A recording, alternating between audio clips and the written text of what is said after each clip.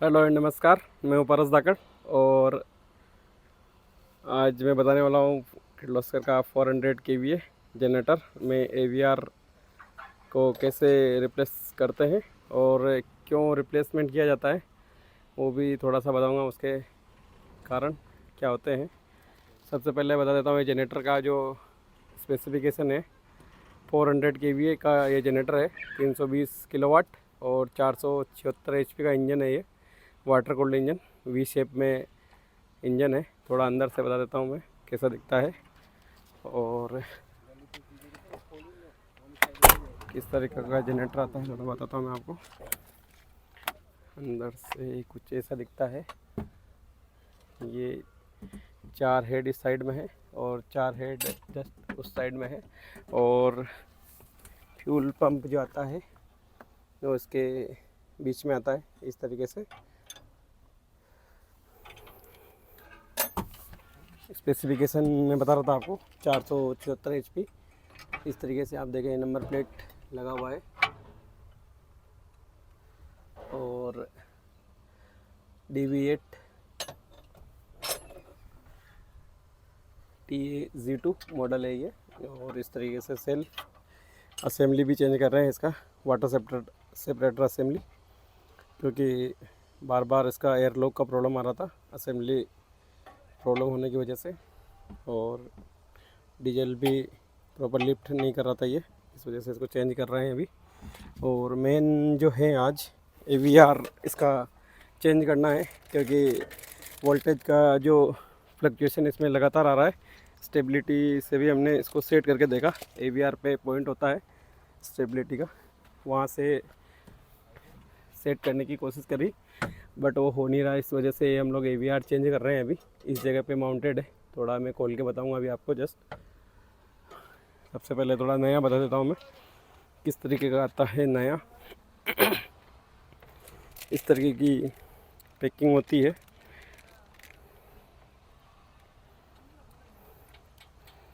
ये देखिए आप, AVR मॉड्यूल, पूरा पार्ट नंबर वगैरह और सारा मेंशन होता है इसमें। इस तरीके से पैकिंग आता है ये, इस तरीके का अंदर से पैकिंग मिलेगा। और नया कैसा दिखता है वो भी बताता हूँ मैं आपको। ये है नया वाला AVR।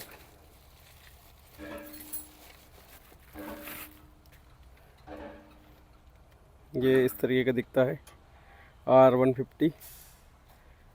ये देखें आप, इस तरीके से पूरा उसमें दिया हुआ है A1 A2 V वोल्टेज का। AC अंडर फ्रिक्वेंसी है और सारा और फ्रिक्वेंसी सारा चीज़ मेंशन किया हुआ है इसमें। F1 F2 UVN इस तरह साइड से दिया हुआ है।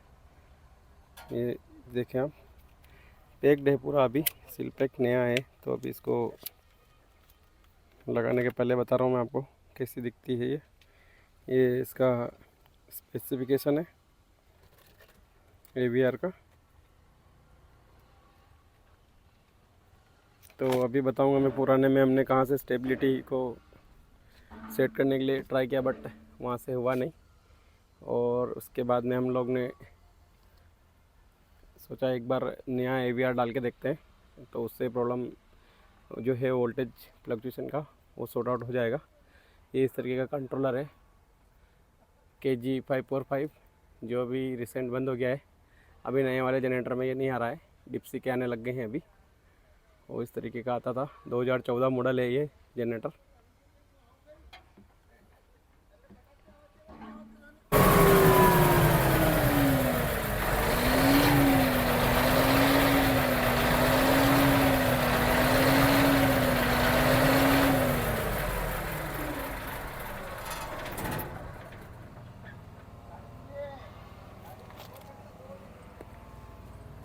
असेंबली को अभी लगा दिया है। इसके नीचे की साइड में आप देखें, यहाँ पे अगर ये सेपरेट कर देगा, अगर पानी आता है डीजल के साथ में मिक्स होके, तो ये वाटर सेपरेटर असेंबली इस तरीके से लगा दिया है। अभी चालू करके भी देख लिया हमने। ये है पुराना वाला।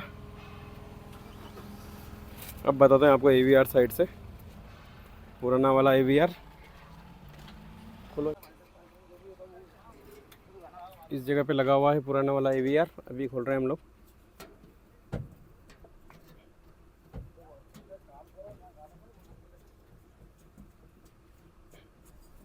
ये अल्टरनेटर आप देखें, मेन अल्टरनेटर है, उसका स्पेसिफिकेशन भी बता देता हूँ। ये कुछ इस तरीके का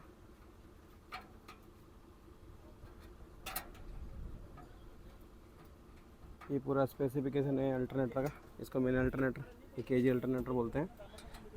ये जनरेटर का मेन पार्ट, और ऊपर सारा लोड का कनेक्शन है इस जगह पे, इस एरिया में।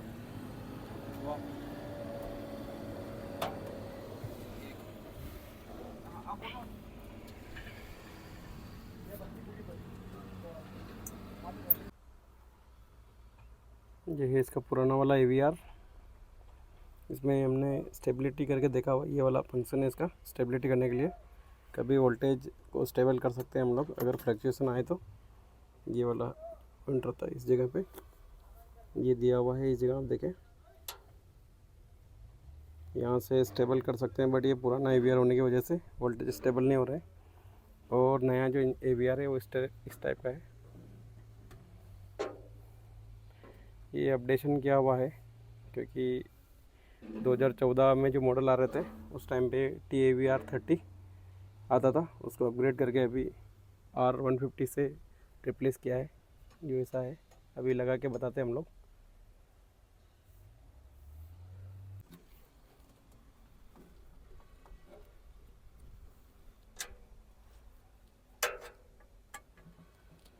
इस तरीके से एलंकी से खोलना पड़ता है इसको।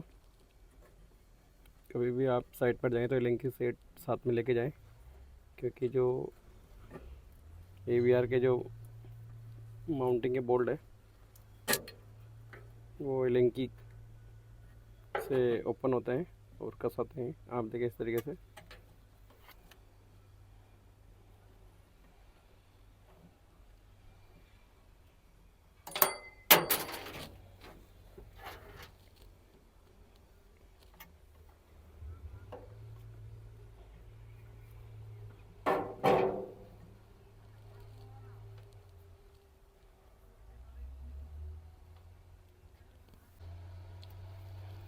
ये जो नया वाला AVR है R150, उसमें थोड़ा सा चेंजेस है।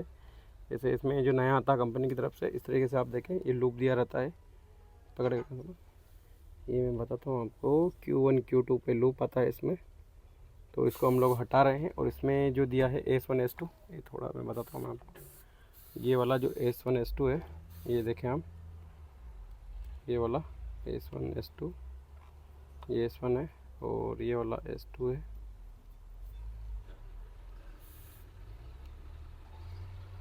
ये आपको बताते हैं इस तरीके से। ये इस तरीके से, थोड़ा सा जगह कम होने की वजह से दिक्कत हो रही है। तो अब देखें आप, S1 S2 का जो कनेक्शन है ये वाला, और इधर जो लूप आता है उसको हटा रहे हैं हम लोग Q1 Q2 से। ये आप देखें इधर, इसको हटा के S1 S2 लगाएंगे Q1 Q2 पे। जो लूप है उसको हटा देना है।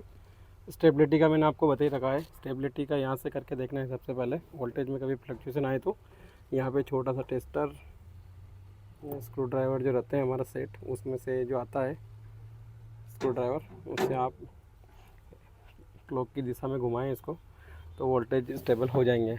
और उसके बाद भी अगर वोल्टेज स्टेबल नहीं होता है तो AVR को रिप्लेस करना पड़ेगा, उसके अलावा ऑप्शन नहीं है।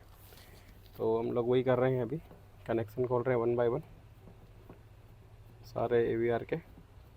ये पुराने वाले हैं कनेक्शन।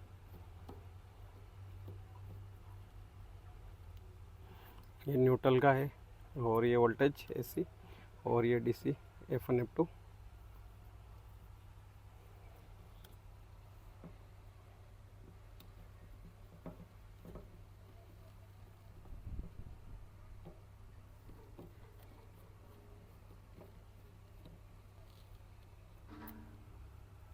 ये आप देखें, इसमें Q1 Q2 पे लगा हुआ था। ये वाला जो पॉइंट है Q1 Q2, और इसमें लूप था जो हटा दिया हमने अभी।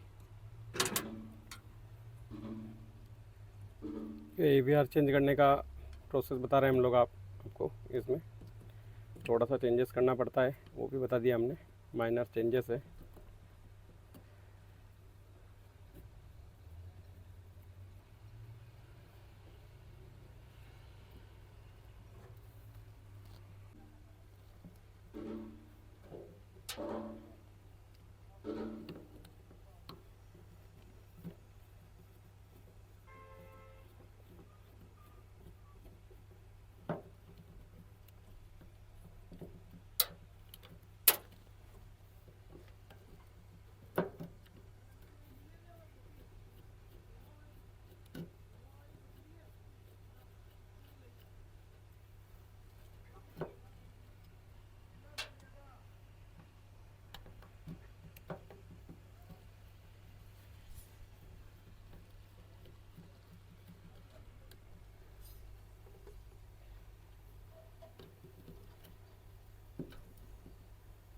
कोई बात नहीं, स्क्रू है अपने पास, इसमें नए आते ना।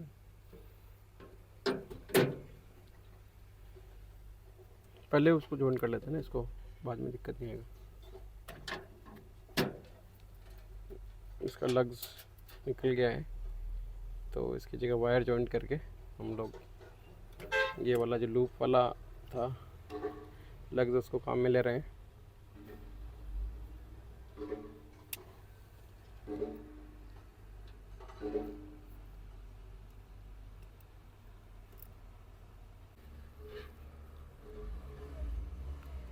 इस तरीके से नए वाले AVR पर 1 बाय 1 कनेक्शन कर रहे हैं हम लोग अभी। ये सारे कनेक्शन हटा के बाहर निकाल दिया है, ये फ्री हो गया है अभी AVR। देखें आप पुराना AVR, ये लग्स बाहर हो गया था ये। और ये 1 बाय 1 भी कनेक्शन कर रहे हैं हम लोग, F1 F2 UVN और Q1 Q2 में हम लोग ने लगाया है S1 और S2। तो वही चेंजेस है माइनर। उसके बाद हम लोग बताते हैं आपको कसने के बाद वोल्टेज में स्टेबिलिटी किस तरीके से रहेगी। पहले फ्लक्चुएशन आ रहा था कम से कम 30 से 40 वोल्ट का वोल्टेज फेस टू फेस और फेस टू न्यूट्रल पर। AVR वोल्टेज को स्टेबल नहीं कर पा रहा था पुराना वाला।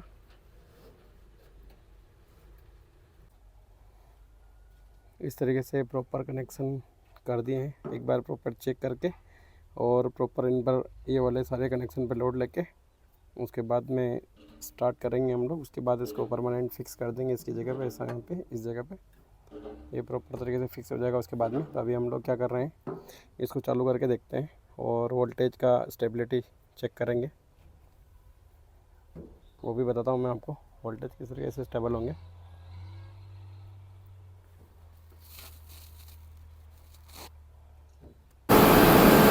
वोल्टेज चेक करने के लिए बता रहे हैं आपको किस तरीके से वोल्टेज स्टेबल रहेगी इसके बाद।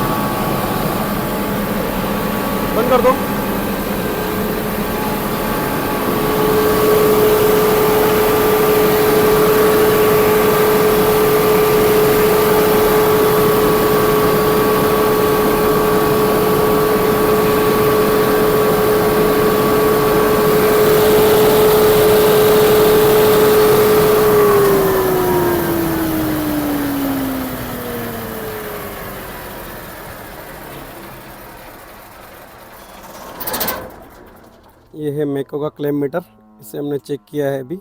कंट्रोलर में 2-5 वोल्ट का जो वेरिएशन आता है वो समझ में नहीं आता, बट जो आपका क्लेम मीटर होगा और अच्छी कंपनी का होगा, अगर मेको का या जैसे जो मेस्टेक वगैरह आती है कंपनियाँ, तो इनका अगर क्लेम मीटर से चेक करेंगे आप तो प्रॉपर आपको वोल्टेज का जो फ्लक्चुएशन आएगा वो समझ में आएगा। तो कंट्रोलर वो रीड नहीं कर पाता है, 2-5 जो वोल्ट का वेरिएशन रहता है वो माइनर रहता है, इस वजह से। अभी हमने चेक किया, प्रॉपर जो वोल्टेज आने लगे हैं बराबर स्टेबल है। 414 आपको दिखाया मैंने, 414 415 के आसपास फेस टू फेस, और न्यूट्रल टू फेस 238 और 239 के आसपास। तो वोल्टेज अभी प्रॉपर स्टेबल हो गए हैं। अभी AVR को हम लोग उसकी जगह पे फिक्स कर देते हैं प्रॉपर तरीके से।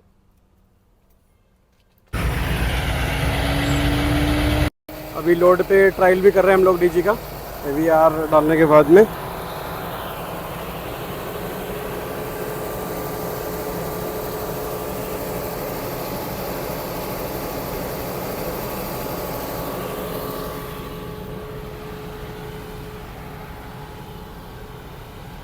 ये ब्यूटामिन प्लांट है, नया इंस्टॉलेशन हो रहा है अभी, तो इसी के लिए DG लगाया गया है यहाँ पे।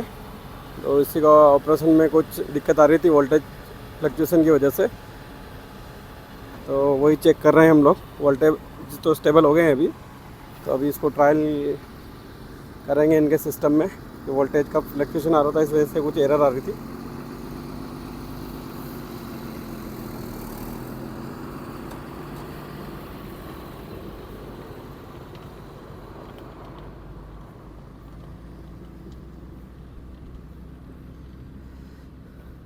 ये नया ब्यूटामिन प्लांट इंस्टॉलेशन हो रहा है अभी, और उससे के ट्रायल कर रहे हैं हम लोग अभी हमारे इस जनरेटर के ऊपर किडलॉस करके।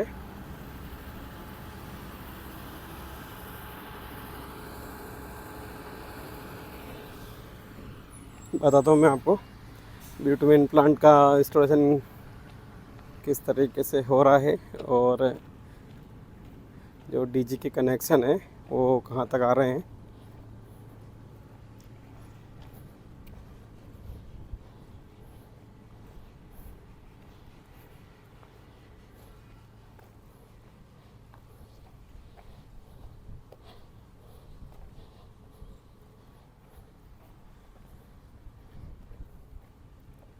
ये पूरा सेटअप है इधर किस साइड पर, ये इसका कंट्रोल एरिया, कंट्रोल रूम।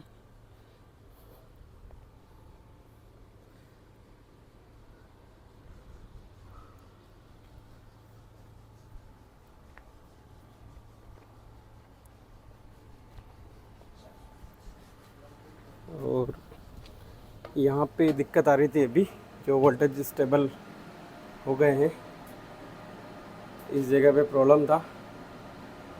ये बराबर वोल्टेज आ गए हैं, अभी कोई फ्लक्चुएशन नहीं आ रहा है। ये पूरा AC वगैरह लगा हुआ है, और इधर इनका कंट्रोलिंग के लिए पूरा PC वगैरह रखा हुआ है। ये पूरा सिस्टम वोल्टेज फ्लक्चुएशन की वजह से इसके ऑपरेशन में दिक्कत आ रही थी, और स्टेबल हो गई है अभी, बराबर चल रहा है।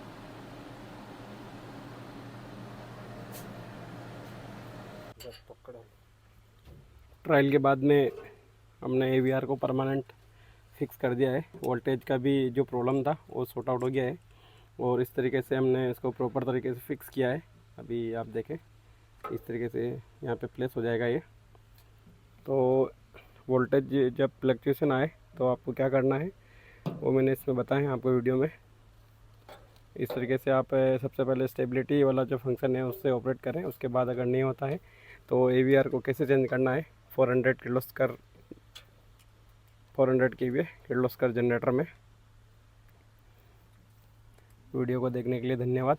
मिलते हैं नेक्स्ट वीडियो में। एक और मैं बता देता हूँ आपको, ये हमारे साथ में जो काम कर रहे थे अभी टीम पर साइट पर, अभी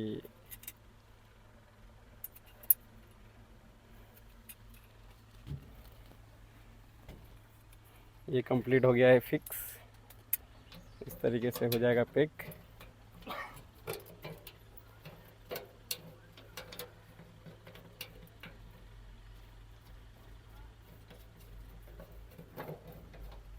इस तरीके से प्रॉपर पैक हो जाएगा।